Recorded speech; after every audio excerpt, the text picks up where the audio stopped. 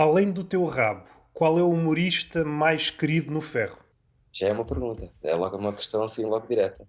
Quem é o mais querido? Além do teu rabo. Sim, sim, sim. O meu rabo é o. Como é que se diz? É a personagem principal da festa. O mais querido, epá, é difícil, sabes? Eu neste momento dizer-te o mais querido. O mais querido tem que ser sempre, por um lado, tem que ser o Fábio Pascoal, porque foi a pessoa que mais vezes foi. E é o meu humorista favorito, e pronto, é a conversa do costume. Se for pelo lado mais querido do momento, é o Carlos Contente, que é um miúdo que começou agora. Opá, e que ele é hilariante. E eu estou a dar ali um bocadinho de espaço no ferro e estou a insistir nele e a tentar passar a palavra porque o puto é incrível, eu gosto é do puto. Eu falei do rabo, primeiro porque é uma personagem principal e depois aquele vídeo que tu postaste, aquilo é quase mágico. A atmosfera, mesmo estando fora, mesmo não estando lá, aquele rabo Pá, não é um rabo qualquer. O eu vou dizer pessoal uma estava à coisa, espera daquele rabo. eu vou dizer uma coisa, se não tivesse o rabo, aquele era o momento perfeito para mostrar às pessoas, olha como ali as coisas são um bocadinho diferentes, percebes? Olha como o público ali está tipo. Lá está, aquilo vale tudo ali, sabes? Eu gosto muito dessa energia e gosto do vídeo, era tirar o rabo, pá. O vídeo está espetacular.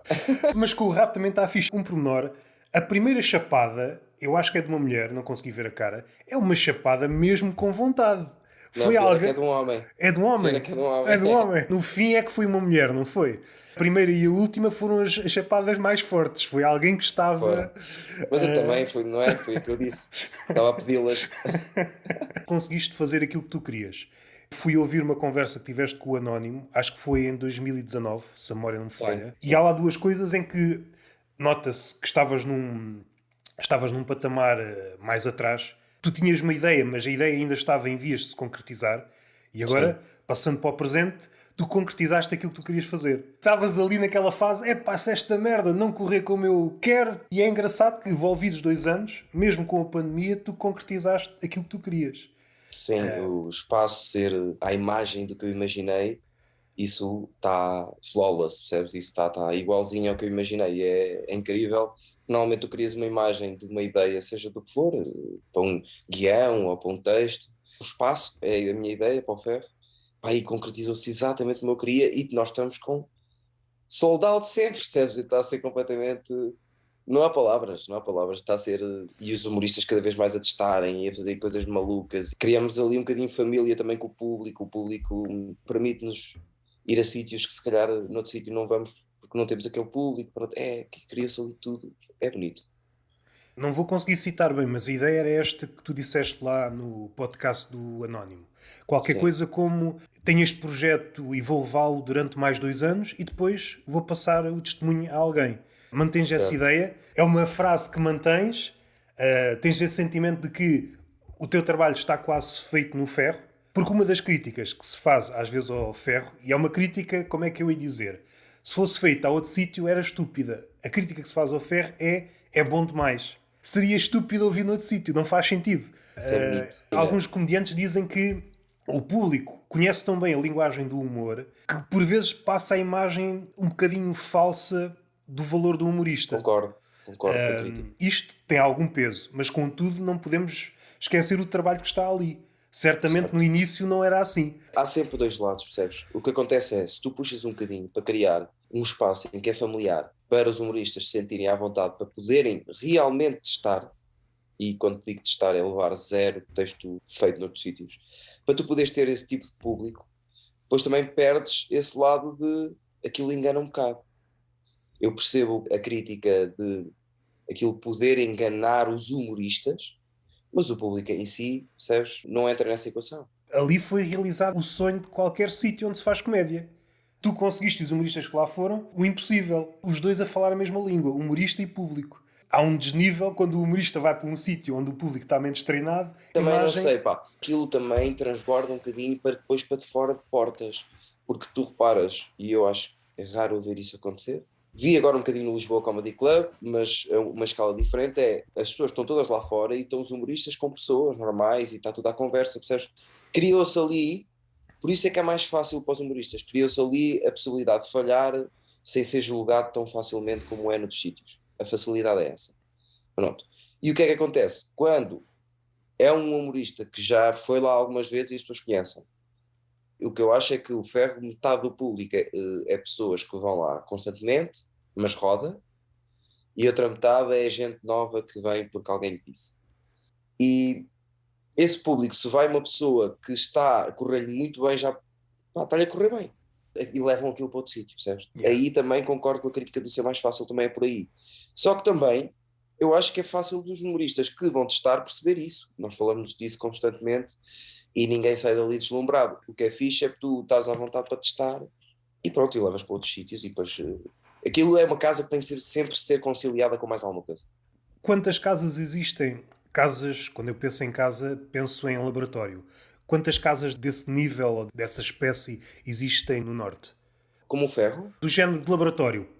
eu acho que só o ferro no país todo. Não achas que é uma coisa que faz falta?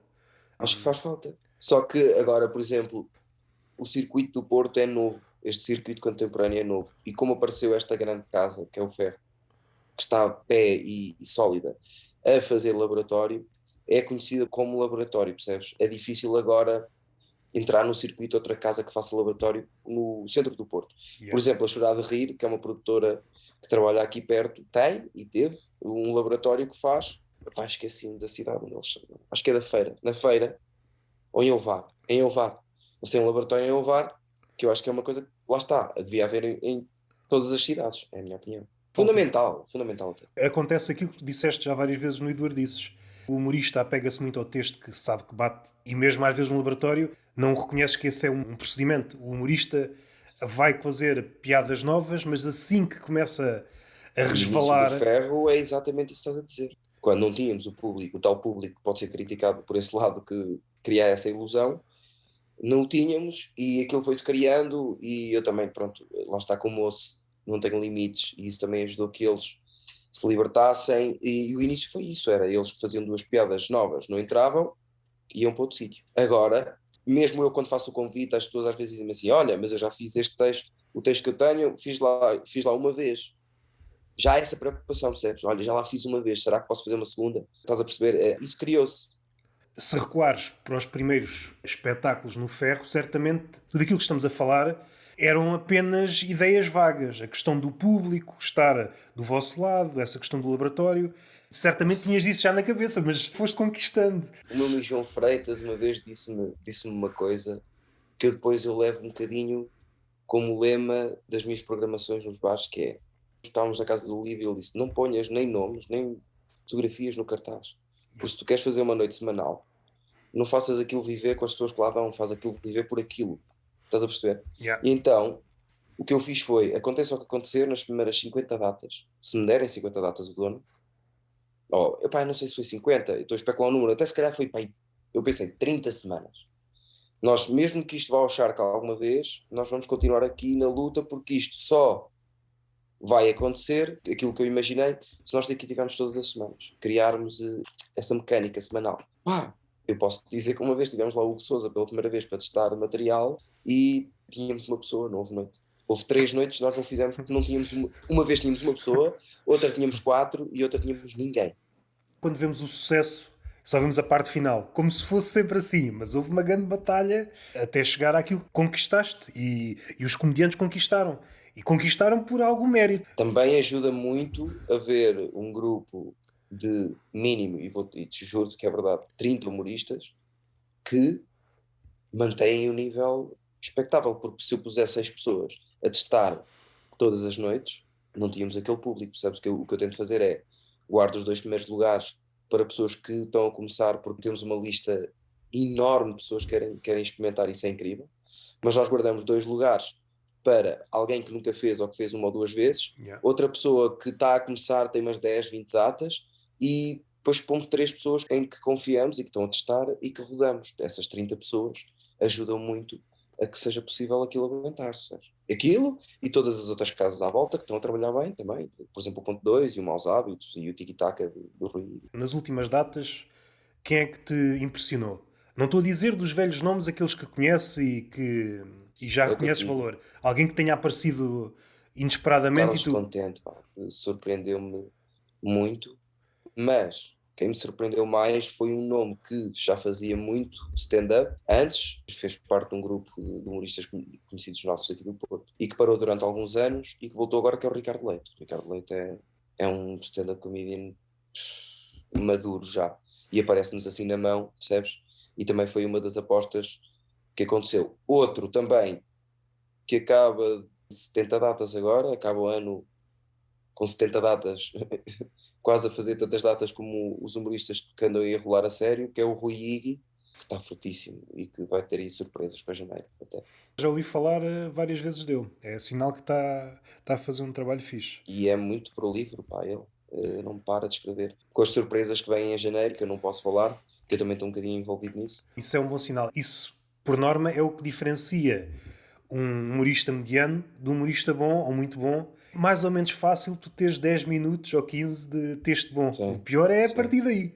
Acho que foi o Tochas, quando foi ao Humor à Primeira Vista, que falou nisto.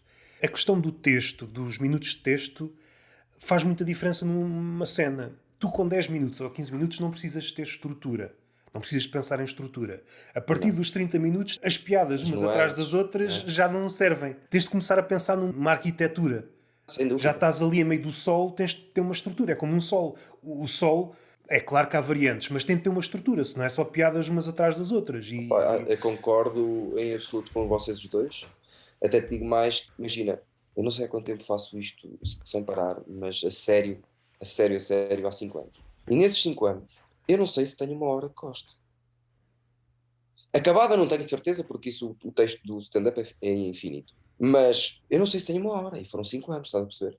E quando já estou a construir na minha cabeça um dia que me peça um solo de texto, que é o objetivo, não é? Eu também vou ter uma surpresa aí, mas não envolve texto. Eu já estou farto de falar disso também, é uma coisa. Falaste Mas no vai Humor à acontecer Primeira agora. Vista, não é? Um Sim, solo sim, de sim. crowdwork. Sim, Yeah. que está a ser gravado e que está a ser pronto, vai acontecer para breve.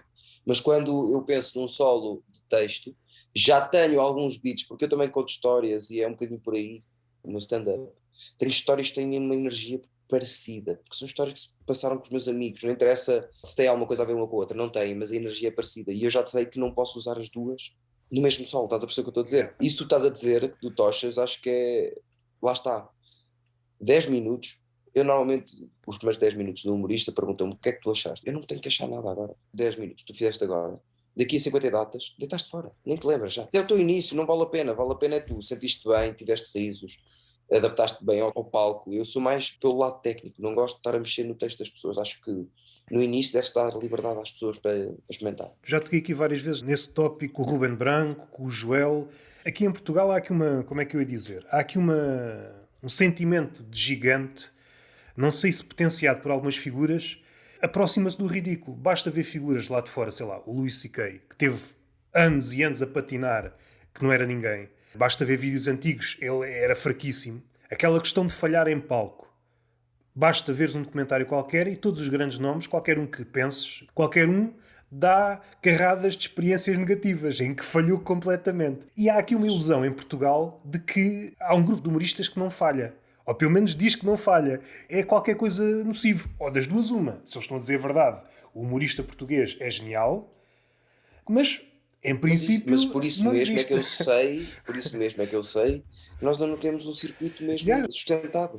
Yeah. Porque é esse tipo de conversa, percebes? Tocando num episódio em que foste referido, já foste referido aqui pelo menos 2 vezes. Ou melhor, 3 vezes. 2 vezes com a mesma pessoa, já falei 2 vezes com o Paulo Ferreira e falámos de Adoro ti. Paulo Ferreira. Também gosto dele. Frederico Fernandes. A mim disseram, vê-te bem, que a mim disseram que ele disse no teu podcast que eu andava a fazer a voltinha para pedir desculpas. Eu não estou a pedir desculpas de nada. É aquela Mas coisa ele do disse início, isso, voltamos ao início. ele disse isso, mas depois disse que para ele eras dos maiores humoristas atualmente. A nível de Não, crowdwork, sim.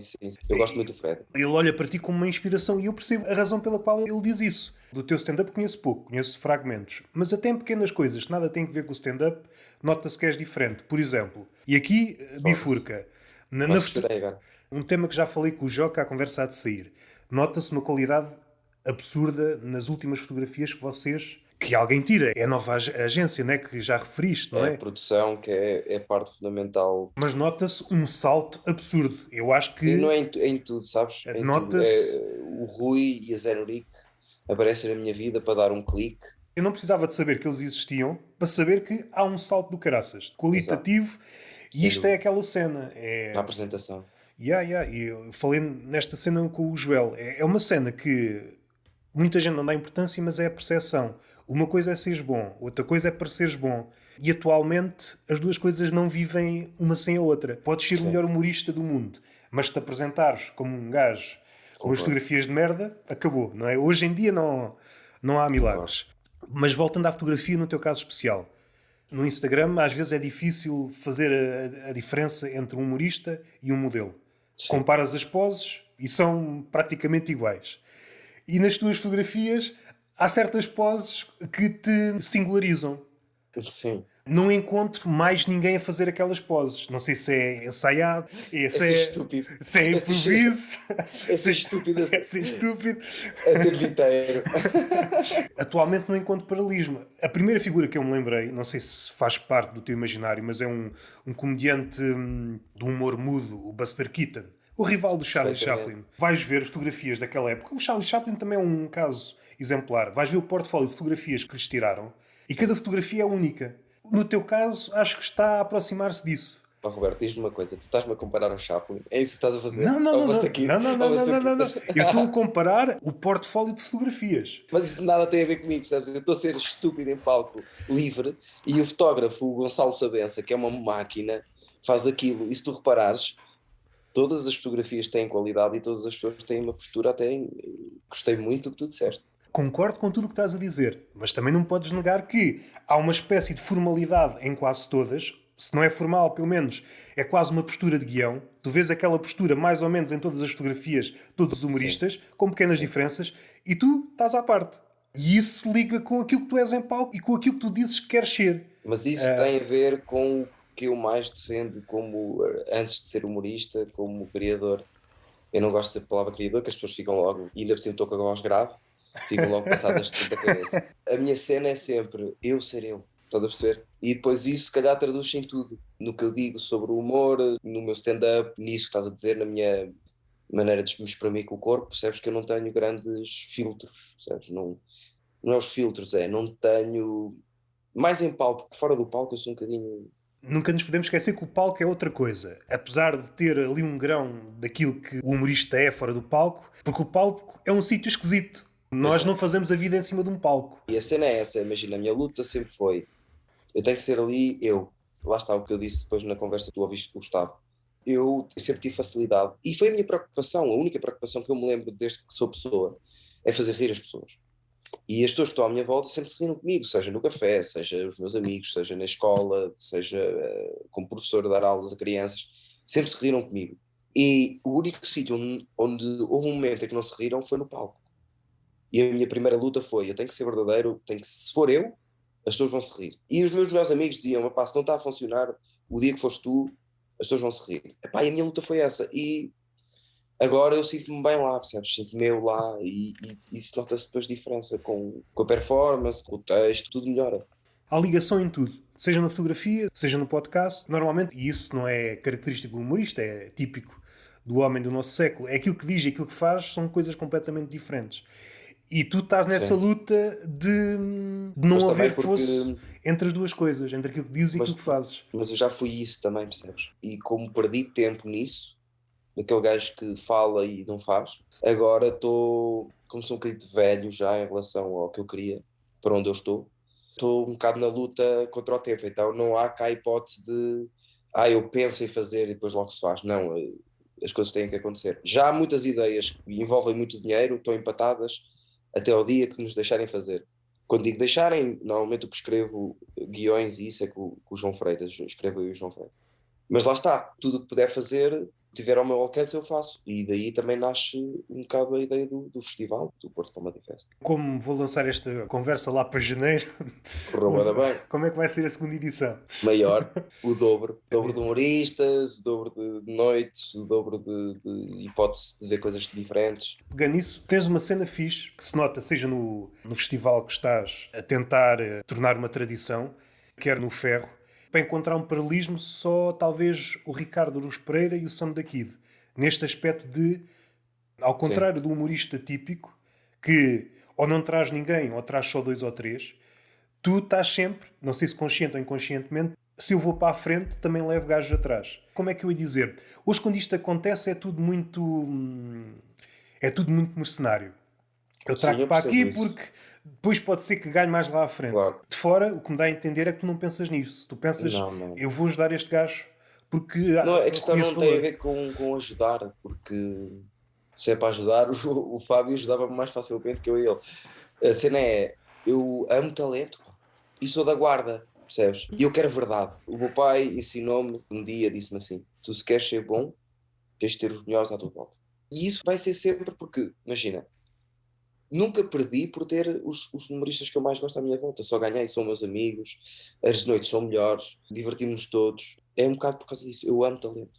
E gosto de destacar talento quando o talento é bom. Mas isso é o caso, por exemplo, do Fábio específico. O do João Freitas é, eu não sei escrever se não for com ele. Guiões, percebes? Aí já é mesmo tipo uma dependência. Sim, Tenho que o levar mesmo que não quisesse. é uma espécie de casal criativo. A nível de ideias é com ele. Sempre que tenho uma ideia, falo com ele, é com ele que gosto de trabalhar e temos energias diferentes mas um pensamento parecido. Energias diferentes, mas falam na mesma língua. É o mais importante. Sim. Vamos supor, agora tinhas um projeto que era de tal maneira grande que não te chegava o Freitas. Precisavas de mais pessoas. Para Tenho. integrar essas pessoas na escrita, era necessário uma espécie de afinamento. Vocês conhecem a vossa língua, mas quem está de fora não conhece. O dia que tiver um projeto maior, e obrigado por acreditares que isso possa acontecer um dia, só porque estamos a falar disso, mas se isso acontecer, eu vou gostar de trabalhar sempre no que me dizem do género que trabalha o Ricardo Pereira. Não é o programa do Ricardo Pereira. Eles têm o programa tem uma mesa e as ideias são debatidas, todas. Não interessa se são do Guilherme, se são do, percebes? Da Sim, sim. Cátia, de Yeah. quem são. O que interessa é que aquele programa vai ter que ser feito. Eu um dia, se tiver um projeto maior, que é assim que eu trabalho com o João Freitas, e normalmente pode surgir a ideia num ou noutro, mas a cena é, quando os dois dissemos sim, é porque a ideia está incrível, percebes? Para nós, para nós. Mas eu vou sempre abrir numa mesa e a ideia vai ser sempre geral, eu não gosto disso. A minha ideia, ou a ideia de quem é que foi, percebes? Eu gosto de um grupo de trabalho e é bom gostares de teres os bons à tua volta e teres olho para isso. Eu gostava de acreditar que tenho olho para isso. Vamos ver. Acho que estás no bom caminho. Se virmos bem, não diga única, porque há sempre outras formas de fazer as coisas. Nunca há apenas uma forma. Mas se repararmos, por exemplo, no caso do Bruno Nogueira, ele é um talento por si só. Mas se ele conseguiu atingir aquilo que conseguiu nas séries, foi porque se rodeou de pessoas igualmente talentosas. Não tenhas E qualquer tipo de dúvidas nisso. E há bocado estavas a falar disso e eu ia-te falar exatamente dele, que ele, imagina, ele é talentoso, mas depois é visionário, porque tem as melhores pessoas à volta dele para os projetos que precisa. Ele vai rodando as pessoas são sempre boas, as escolhas são sempre boas e os projetos são sempre bons. tem que ver, e aqui é que é o perigo. Eu acho que, no caso dele, é uma questão de ego. Tu tens que perceber até onde é que podes ir e quais são as tuas Sim, limitações. Eu noto em alguns projetos humorísticos que a ideia que passa é este gajo pensou que sabia fazer tudo e depois enterrou-se. sim, sim, Ah, e acho que o Bruno Nogueira é um gajo talentoso, nada a dizer, mas depois sabe reconhecer bem. Eu aqui, se calhar, para a escrita, óbvio. preciso de outro gajo. Depois tem um núcleo duro, que também é importante. Tu estás rodeado de pessoas talentosas e que confies. Sim, Eu tenho uma conversa cá de Siri um dia com um realizador. Ele falou muito nesta questão do talento é importante, mas a rede de confiança é provavelmente mais importante. Porque concordo. quando tu te atiras para o vazio, tu tens de confiar. E tu saberás melhor que ninguém, deves ter feito esses exercícios de confiança. Quanto mais desafiante é o projeto, mais confiança tens de ter. Caso contrário, é só ridículo, é só disparatado. Senão depois nem consegues delegar, percebes? Mas lá está, por exemplo, eu ter a parceria agora com a Zé Norico libertou-me muito um lado que me azucrinava um bocado, que é o lado logístico da coisa, percebes? E ter alguém que pensa com a mesma força que eu penso no lado criativo, na parte logística, que é o Rui da Zé Norico, que me ajuda muito, não só no ferro, como no festival, mas também como em projetos que eu quero fazer. Eu não volto a fazer nenhum projeto sem ele também. A qualidade subiu em flecha, pelo menos daquilo que eu tenho notado. Não sei qual é o raio de ação da Zenuric de fora. Epá, eu acho que está a fazer um trabalho espetacular. Nem um ano tem, percebes? A Yeah. cena é essa. Este é um jogo lixado. O humorista acho que ainda é mais porque tem de se mostrar, e é aqui que o jogo se torna perverso, tem de se mostrar com muita assiduidade e de muitas formas possíveis. Este lado é o de conteúdos e hoje a palavra conteúdo quer dizer muita coisa e já não quer dizer nada. teres de exibir em várias plataformas não te cansa um bocado? Pensar em coisas para o Instagram, para o YouTube, na questão Pá, do podcast. a mim preocupa-me o contrário disso. O não fazer. Não, humoristas só são stand-up comedians e acham que isso chega. Ou a cabeça deles para aí. Estás a ver? A minha diferença é aí mesmo. Estamos a falar do Instagram agora, porque o Instagram é o que está Sim, sim, agora. sim, Mas sim. eu não sei, o Seinfeld fala muito disso, que é o cérebro dele não para de Yeah, desconstruir yeah, coisas yeah. e isso serve para tudo. Eu, por exemplo, tenho, independentemente se são boas ou são más, eu tenho 5 ou 6 ideias que eu adorava fazer um dia, percebes? Porque não estou sempre a ter ideias, percebes? Não, falam-me de um projeto, eu se tenho liberdade, tento de dar inputs ao projeto, logo, direto, percebes? Eu me preocupo mais vezes humoristas que acham que fazer só stand-up chega e porque é que o cérebro deles para depois, ou porque é que um grande stand-up comedian depois não consegue fazer um conteúdo, como tu estavas a dizer, seja ele digital, seja ele como for. Eu percebo em parte, é assim, idealmente, se pensássemos que é um humorista de stand-up e apresenta um solo a cada ano e esse solo é bom, a nível de exigência, para mim, estava satisfeito. Mas eu percebo, sei lá, o caso assim mais flagrante assim de repente, por exemplo, o Bill Burr. Lança especiais, tem uma série animada que é muito fixe, Office for Family, que ninguém tem o fala, podcast, que ninguém fala disso, mas quanto a mim, provavelmente das coisas mais espetacular. fixes que ele já fez. Tem Fala-se. filmes, tem o Sim, podcast sim, sim. semanal. Tem para aí 3 podcasts. Um que ele faz e outro com outro gajo e outro com outro gajo. Tem para aí 3. Ou Mas seja, vamos fazer o raciocínio de outra maneira. Vamos pensar em conjunto os dois, assim, sem termos que fazer uma lista, não é yeah. isso que eu te quero fazer contigo, é os melhores humoristas do mundo e os melhores humoristas de Portugal. E vamos ver se só fizeram stand-up ou os que fizeram stand-up, o que é que fizeram à volta. Eu percebo e vou-te dar razão porque é mais fácil estarem mais formatos. Eu acho que o que temos tirado aqui é que quanto mais trabalhas, em princípio, melhor serás. Também é verdade. Um caso que está mais ou menos a meio, mas serve para os dois exemplos. Ricardo Aruz Pereira, pensando só na parte escrita. Escreve para a Folha de São Paulo, escreve não sei para onde, escreve para a Visão, está sempre presente em... Agora, não podemos dar o exemplo dele agora. Tens de dar o exemplo onde ele só fazia, até ele só fazer humor, que era quando teve com os Gato Fedorento a fazer os programas com eles todos. Supondo que ele tem aquela cabeça de artista, esta palavra hoje é perigosa, ninguém gosta de estar associado a Sim. esta palavra, eu acho que tem muito que ver com o desafio. Tu fazes uma coisa, aquilo que é muito flagrante, Bruno Nogueira. Fazes uma coisa, ok, fiz isto, está fechado, vou para outra coisa. Senão estou aqui a repetir-me. A cabeça deles não para. E como não para de pensar naquilo, porque é um problema mesmo, o ser humorista é um problema, como a cabeça não para, as ideias vão surgir para vários sítios. Eu gostava de dar mais exemplos concretos, mas se formos a desfazer tudo, por exemplo, Ricky Gervais tem Sim, sim. solos, tem as séries, Louis C.K. tem as séries, tem uma data de coisas que ele escreveu para o Conan, de várias ramificações, mesmo pessoas falam, o Sinel fartou-se de Sim, fazer sim, conteúdo. já fez muita coisa. Eu acho que é típico de todos os artistas. Talvez a diferença, estou a pensar assim, por exemplo, nos escritores. Depois há escritores que, apesar de escreverem muito, editam pouco. Um humorista faz em contacto com alguém que está a ver. Não há um humorista que guarda para si. Tudo o que ele faz é para mostrar. Por exemplo, dos escritores pode escrever 10 livros e apenas lançar um. Sim. Acha que os outros não fazem sentido. Voltamos àquela questão, é o trabalho. De alguma forma tens que arranjar formas de desafiares a questão do stand-up. É fácil cair no marasmo, estás a repetir uma fórmula. Eu penso assim que é, se me dissessem agora assim de repente, eu necessito do stand-up para viver. Atenção. Já é a mesma condição minha. Eu se tiver um mês sem fazer stand-up, o que já não me acontece há muito tempo, ainda bem, eu fico mal cá dentro. Eu preciso, é mesmo tipo uma condição que eu tenho. Mas se me dissessem agora assim, só podes fazer stand-up e o resto já não dá, eu ficava muito triste. Pá. E andava para aí um ano assim, não me deixam fazer do resto, gosto tanto. Gosto de tudo, ao ponto do cartaz, percebes? Se o cartaz tiver que fazer rir, eu gosto, já tive cartazes que eu tive a preocupação de fazer rir o cartaz, tudo me interessa, por exemplo, no minimamente conhecidos a música de entrada, outro exemplo, a música de entrada e a música do fim, eu faço aquilo já para as pessoas rirem, percebes? É tudo, bem ou mal, o meu cérebro está sempre a pensar em quase tudo, e eu acho que isso é importante também para definir depois, mais tarde, se o humorista consegue evoluir mais ou menos, estás a ver? Eu acho. E há o Ter as portas perigo. abertas. O que sucede é aquilo que tu disseste em relação ao stand-up. As pessoas que eu considero criativas, sucede o mesmo fenómeno. O facto de teres uma ideia e não a concretizares, essa ideia volta-se contra ti.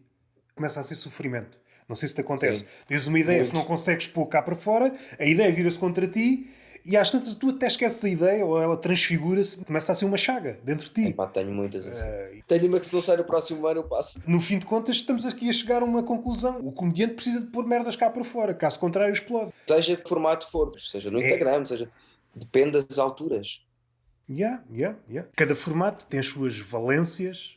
Até o podcast, se for bem trabalhado, eu acho que pode dar muitas armas ao comediante. É claro, o podcast, como o stand-up, pode ser muita coisa. Pode ser nada, como pode ser tudo. Depende da forma... Não, eu ganhei coisas no stand-up por causa do Eduardice. Tenho a certeza. Estás a falar que é do calo de falar com o outro? Não, epá, eu sempre tive facilidade em falar. Mas Mas se no conseguis- Eduardices não é só falar, é mais direcionar. Apesar de não ser uma entrevista, tu tens de estar a ouvir e tentar, vamos lá dizer aquilo, dentro das possibilidades da conversa. a minha dificuldade no início era um bocado E este exercício é muito próximo ao crowdwork. bem visto. Dizes alguma coisa, recebes uma mensagem qualquer e pode-te aparecer ou não várias alternativas. E tu tens de escolher a alternativa. Nunca tinha pensado nisso dessa maneira. Tiveste 3 ou 4 observações que me deixaram meio boquiaberto. Vou-te já dizer. É meia-noite, já não estou no meu máximo. Se isto é o teu máximo, pá, parabéns. Ganhaste um novo ouvinte. O meu propósito destas conversas é que muitas destas pessoas que eu entrevisto são pessoas que já... Por exemplo, a última conversa que eu gravei foi com o Rui Cruz. São Sim. pessoas que já deram carradas de entrevistas. O meu trabalho, que não é trabalho, mas tentar fugir Sei. ao óbvio. Por exemplo, a última entrevista que deste, a última conversa com o Gustavo, uma conversa muito fixe, mas lixou-me, o Gustavo lixou-me, porque algumas daquelas perguntas já não faz sentido fazer. Temos sempre que conversar, parece-me. Digo já, para ficar aqui registado, ótima conversa, das melhores conversas do Humor à Primeira Vista. Foi muito fixe. Uau, estamos por Zoom, se não dávamos a mão. Isso te garanto. Não, Pelo menos tu- dar a mão, não, dávamos. não. Íamos Quase. dar a mão um bocadinho. Está bem, está bem. 10 segundos. Não sei se me sinto elogiado ou ofendido. Sente elogiado. Não, é sente porque elogiado. ao Gustavo prometeste um beijo. E agora aqui dás-me a mão. O que é melhor, o beijo ou dar a mão? Mas retiro, não houve, vou-te já garantir que não houve beijo com o Gustavo. Não penses nisso, vamos dar a mão nós os dois. Estou a gostar muito de ti. Mas vamos pensar um bocado no beijo do Gustavo. Numa segunda vez, será que esse beijo volta à conversa? Eu sou menino para trazer o beijo de volta. É sério. Yes. Callback do humano. Fixe. Houve acontecer uma cena incrível que foi. Eu adoro um podcast que é o Banco de Jardim. Não sei se já ouviste. Eu falei com a Diana Nogueira, será? Com a certeza absoluta que ela gosta bem deles também. Um deles, o André Pinheira da Guarda. Eu É apontei. o Sebastião e o André. E vieram os dois ao Eduardices. Eu sou um amigo do André da Guarda, da minha cidade. Conheço aquele puto desde sempre. E veio com o Sebastião que eu gostei logo, à partida. Mal olhei para ele, gostei do puto, vi que ele era boa onda. E eu comecei a chamá-lo gordo. E passei o podcast todo a chamá-lo gordo. Ao ponto que ele se sentiu mal e andou a emagrecer. E uma vez disse no podcast ao Eduardo: já estou 18 quilos mais magro. E eu, mas eu estava a brincar, homem. Achas que se eu achasse que tu és gordo? Eu tenho estas coisas. E É agora, assim, cada vez que estou com ele, epá, é estás assim. muito elegante, Sebastião.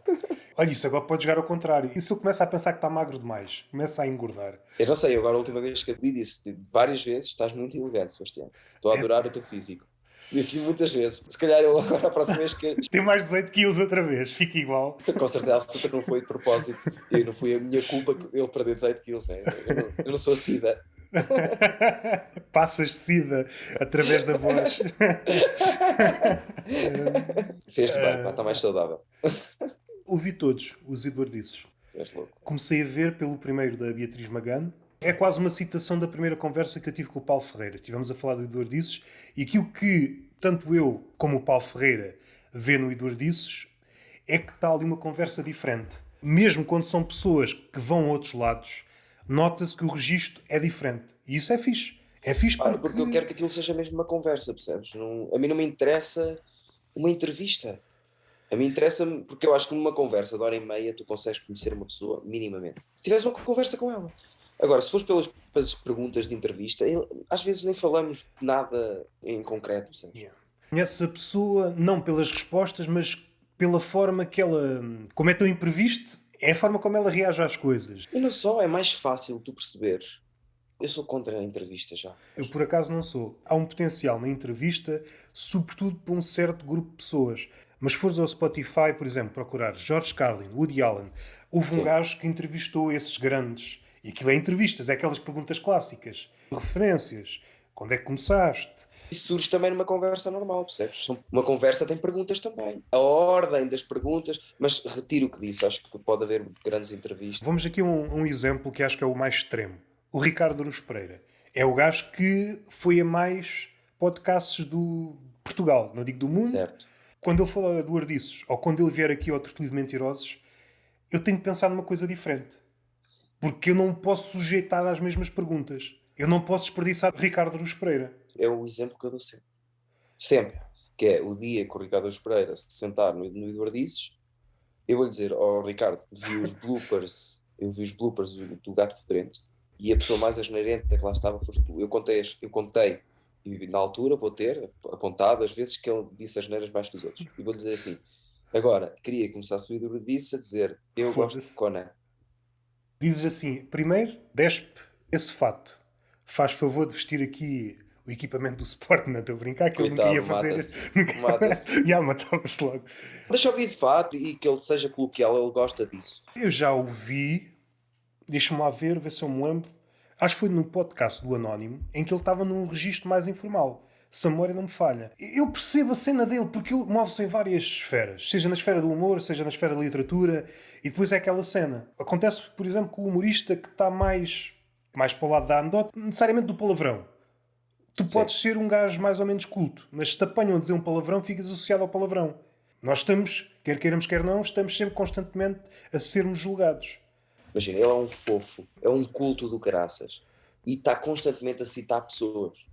E isso torna depois as entrevistas um bocado parecidas, porque vive de citações. Mas ele não faz isso por mal. Há uma conversa, mas essa aí provavelmente é a conversa mais profunda que ele já deu, no podcast de 45 graus. Aí foi uma entrevista preparadíssima.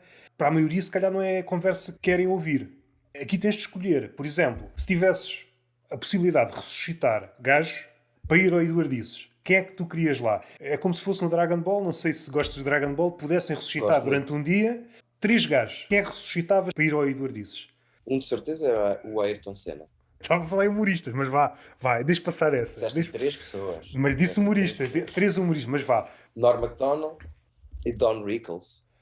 O nome não é o estranho, gajo mas... que inventou o crowdwork. Ok. Ainda podes pôr outro. Posso? Deixa-me pensar. Raul Soldado. Fixe.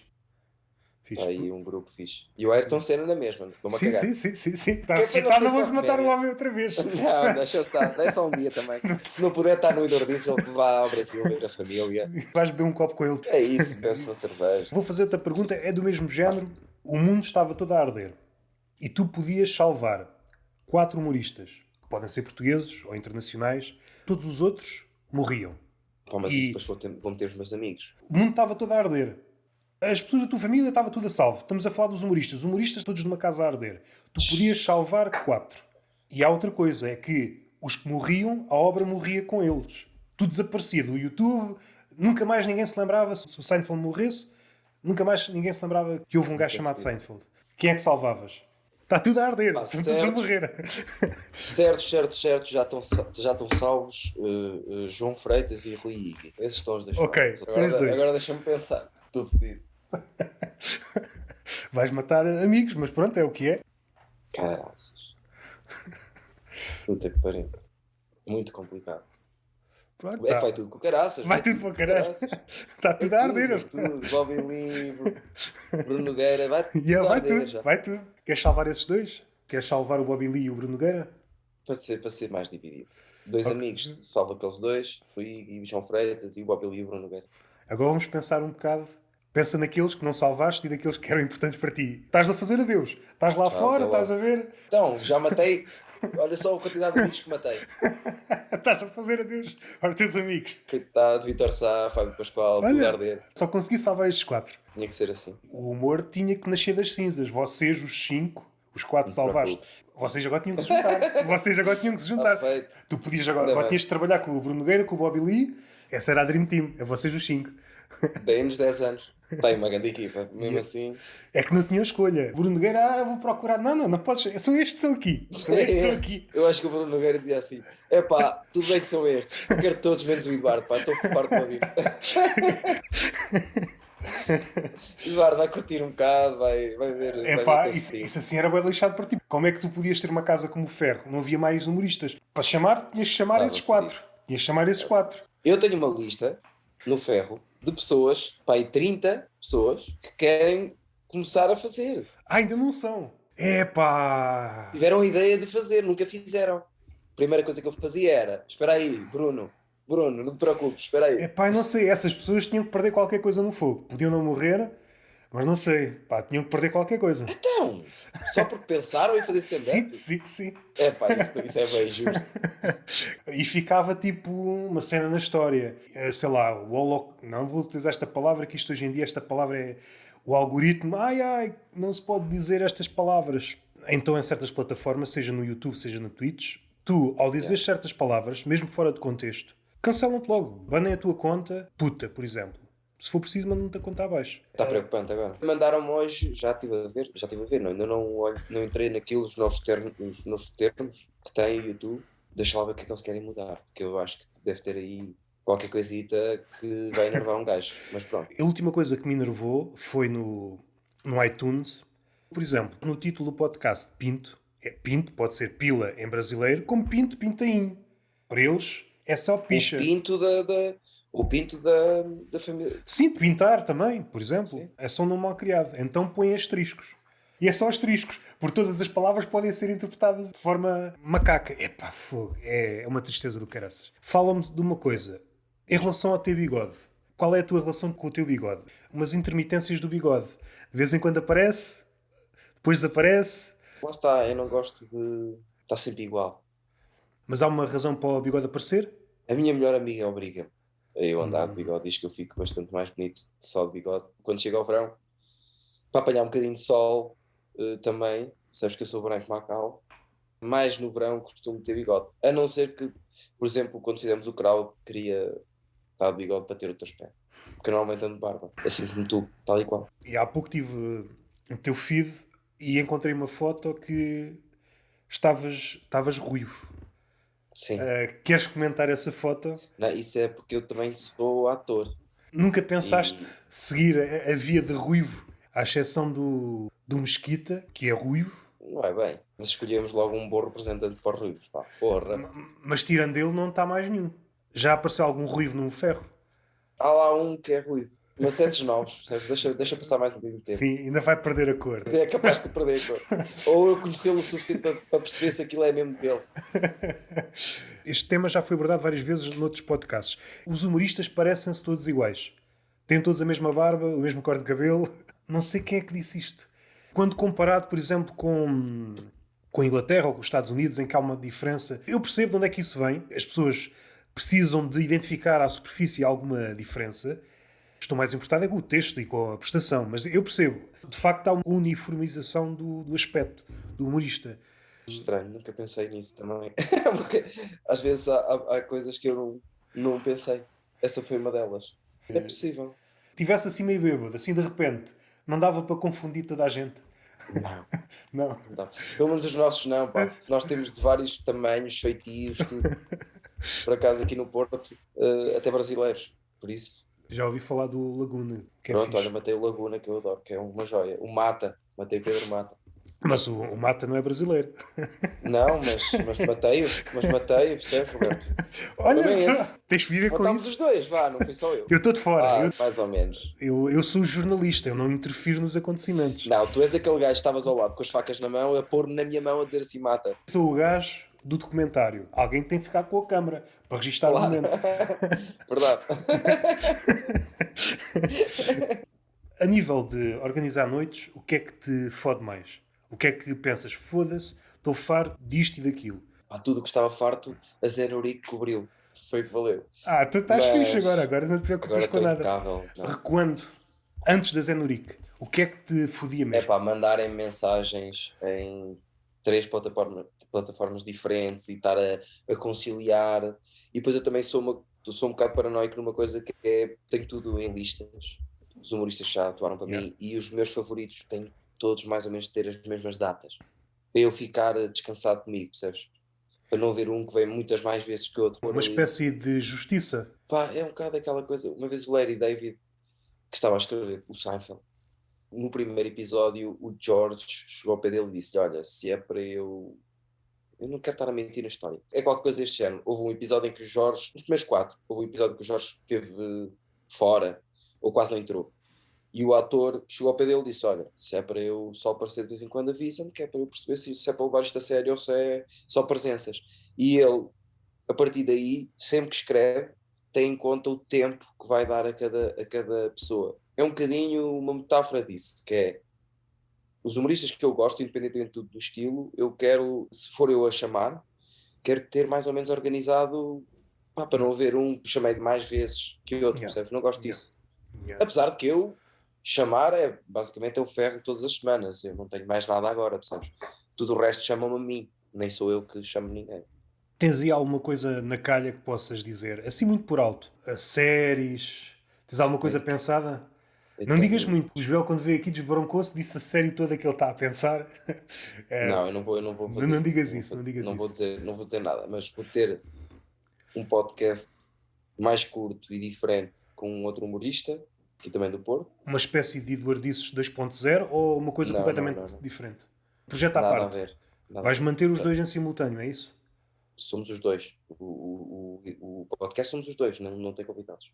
Vais manter os dois. O Eduardices vai continuar. Sim, o Eduardo disse Ok. é o meu bebê. Nem tem nada a ver com nada, percebes? Eu Sim. nem tenho visualizações ali suficientes, não tenho assim nada que eu diga aí vale a pena continuar a fazer isto. É mesmo porque, lá está, tal como o stand-up, preciso daquilo. Faz-me evoluir, aprendo de cenas e pronto, obriga-me a estar sempre a comunicar. Também tem uma vantagem. Como já tens a plataforma do ferro, não sei se essa vantagem é forte o suficiente. É uma desculpa de chamar as pessoas para conversar. Conheceres ainda mais a pessoa. Lá está, quando agora, hoje em dia, eu acho que a crítica, não queria dizer isto assim, parece tudo presunçoso. Os humoristas gostam até do Eduardices, assim a maioria deles.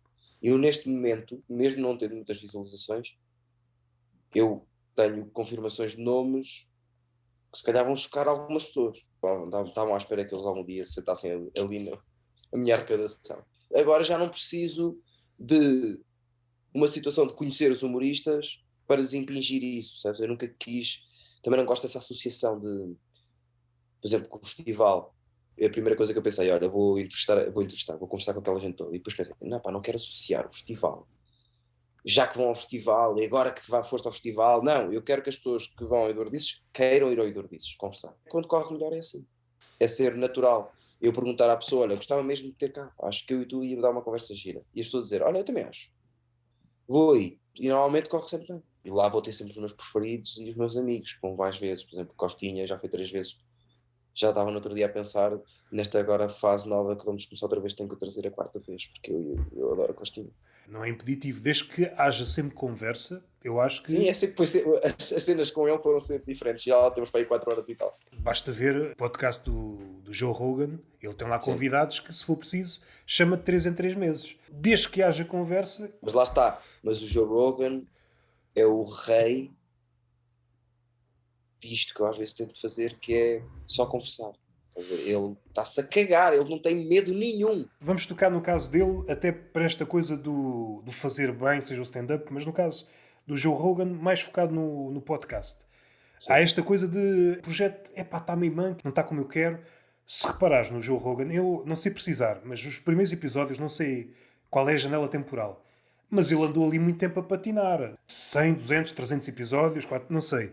Mas houve ali muito tempo em que ele esteve à procura. O tempo era outro, lá está, Sim. era isso que quis dizer. É questão do ele material. começou há 15 anos Sim, e começou com um podcast live, que na altura era completamente absurdo ele estar a fazer um live, por isso é que ele tinha aquelas falhas todas e porque eles também não sabiam nada daquilo, percebes? Eu acho que a lição importante a tirar desta merda toda é que nós olhamos, por exemplo, para o Joe Rogan, no Leva caso do tempo. podcast, para o Bruno Nogueira, onde ele está, no Ricardo Aruz Pereira, na escrita. Temos de olhar o percurso todo. Eles não chegaram ali dando um salto e foram lá ter. Não, houve ali um trabalho do caraças. Os humoristas só veem a última paragem. Não veem os apiadeiros todos. E isso Eu às curto, vezes por acaso, os apiadeiros, demora bué de tempo. é E uma todos os... estupidez. E às vezes tem este lado perverso, que nós só sabemos os casos de sucesso. Há gajos igualmente bons que o documentário da Comedy Store, em que Adoro. há uma parte onde focam no Jim Carrey e falam lá na situação dele, em que ele foi péssimo durante bué de tempo. A Mitzi acreditou nele, epá, está ali qualquer coisa naquele gajo. Se não fosse ela, ele provavelmente não tinha existido. Ou pelo menos, Muito provavelmente. É tão inegável que mesmo que lhe estivesse a correr mal, há ali qualquer coisa. Por isso é que eu fico chateado com os humoristas que muitas vezes querem dar opiniões nas primeiras datas dos humoristas que estão a começar. Para quê? Tu sabes lá. aí noto uma grande diferença porque o mundo é outro. Este tipo de pessoas, como a Mitzi, e há outras no mundo dos livros, esta pessoa que olha para um gajo que pode ter talento ou não, pode ser um talento que está ali ainda a desabrochar e, epá, este gajo tem futuro. Este tipo de pessoa desapareceu. Atualmente o que é que nós queremos? Queremos resultados o mais rapidamente possível. Eu sou um bocado esse gajo. Provavelmente és, mas não há muitas pessoas assim como tu, nesse aspecto. Arriscar. Vês um gajo, o gajo está falha, todos os outros, é pá, uma merda, mas tu, é pá, ali qualquer coisa diferente, ele ainda não se encontrou. Mas quando se encontrar, O mesmo gajo que começou comigo, escreve ainda hoje comigo, e eu era uma merda no início e ele nunca deixou de yeah.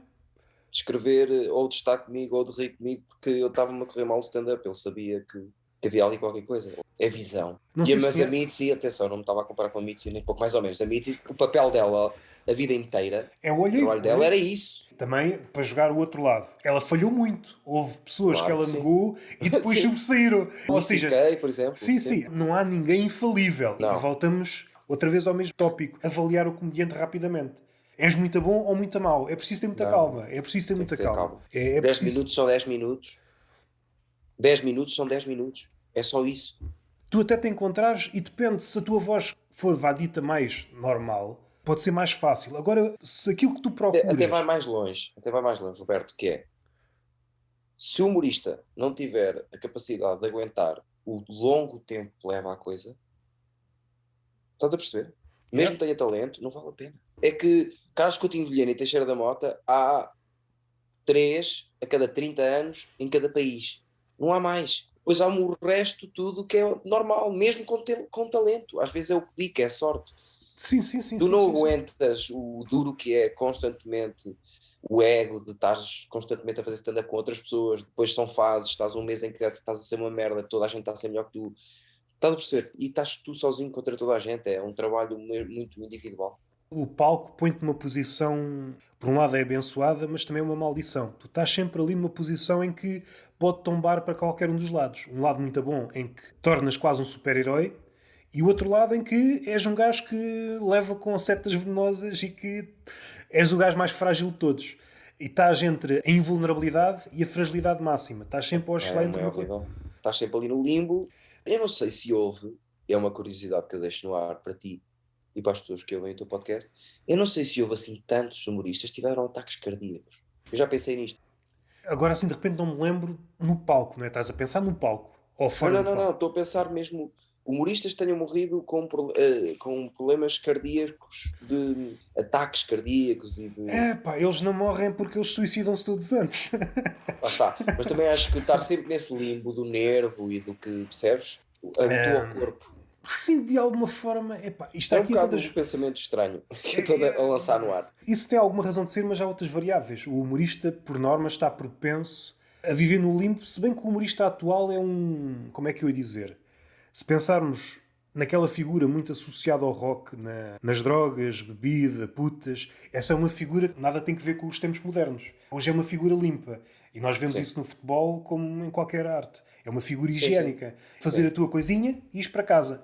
Não tocar em nada. É o que passa. Se formos analisar friamente, causa menos problemas, mas também gera muito menos histórias. Figuras como Maradona geram muitas histórias. Além do talento, depois tem a aura à volta que também engrandece.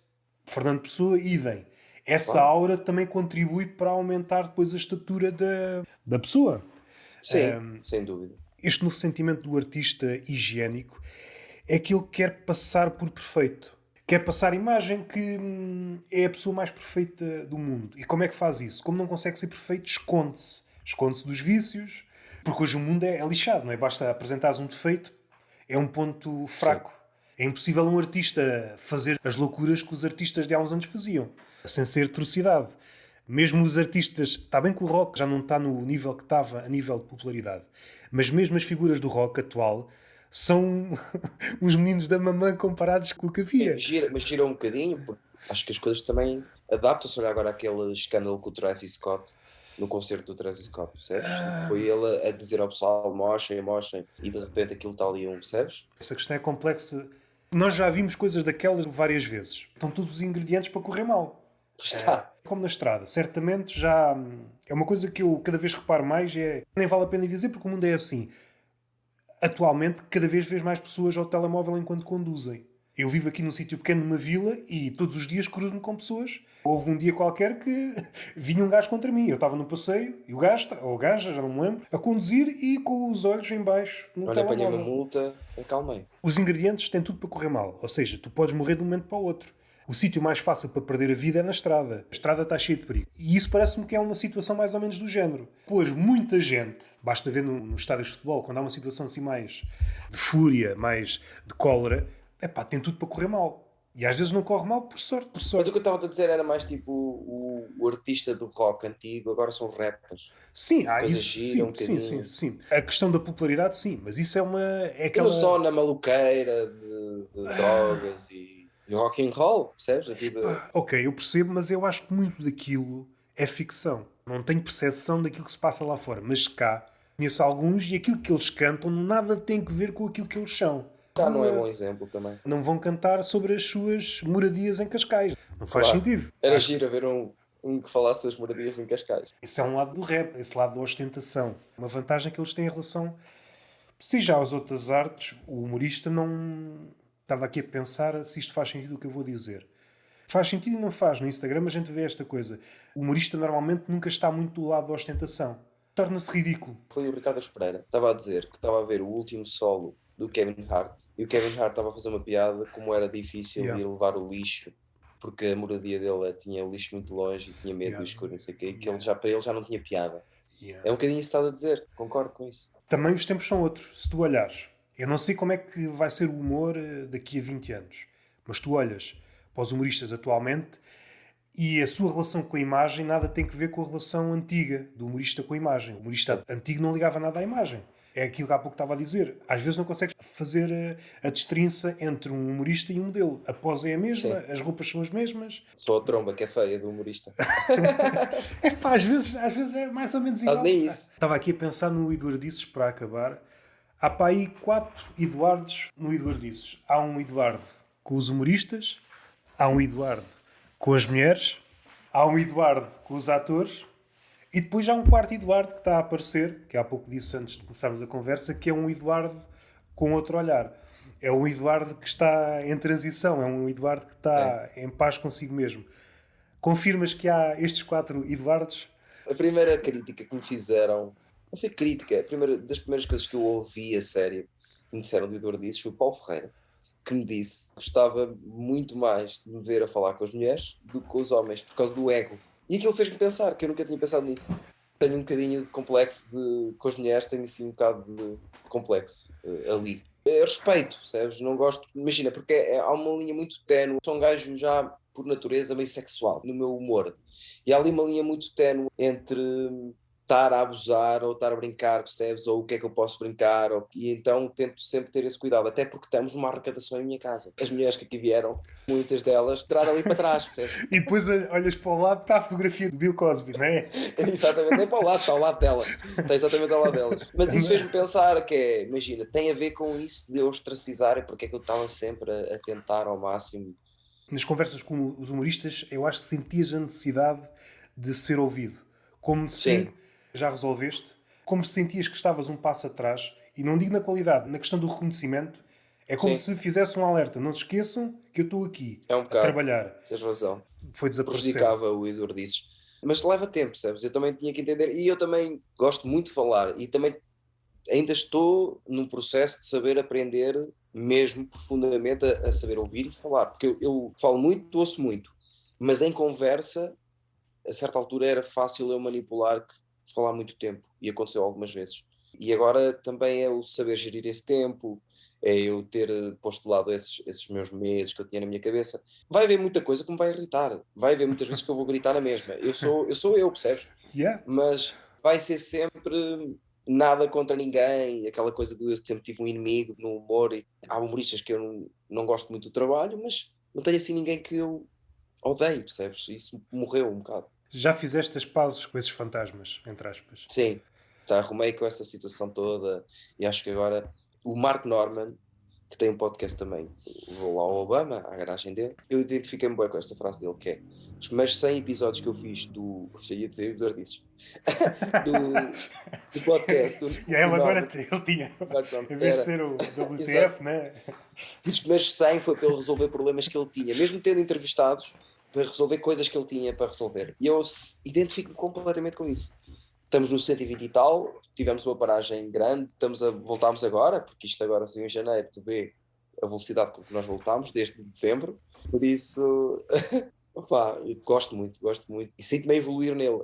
É uma das coisas que faço que mais, cada vez que faço, sinto evolução, estás a ver? Sinto mesmo logo, as coisas melhoram. E provavelmente o contrário também acontece. Quando tens uma paragem, eu noto aqui, os que eu postei estão para aí 33, se a memória não me falha, e eu noto quando há uma paragem assim maior, quando recomeço, parece que perdi alguma coisa.